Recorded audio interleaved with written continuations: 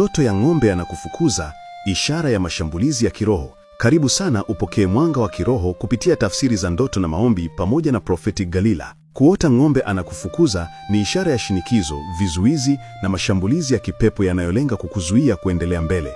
Hii ni ndoto inayokuonyesha kwamba kuna nguvu ngumu zinazokufuatilia ili usipate mafanikio yako ya kiroho, kimaisha au kifamilia. Sababu, kwa nini hii inatokea? 1. Mashambulizi ya kiroho yanayoletwa na maadui wa hatima yako. 2. Nguvu za kurithi au maagano ya kifamilia yanayokuandama. 3. Kufungwa kiroho kupitia hofu, ukandamizaji au roho ya kufuatiliwa.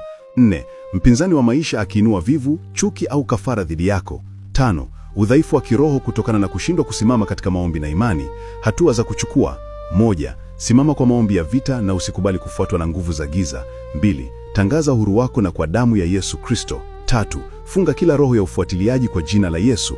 4. Soma na tafakari neno: Zaburi 91, Luka 10:19, Isaya 54:17. 5. Funga na kuomba ili kukata kila agano la kifamilia au la kipepo linalokufuatilia. Maombi ya kiroho: Baba wa mbinguni, ninakuja mbele zako kwa jina la Yesu Kristo. Kila nguvu ya giza inayonifuatilia kama ng'ombe kwenye ndoto, ninaivunja sasa kwa damu ya Yesu.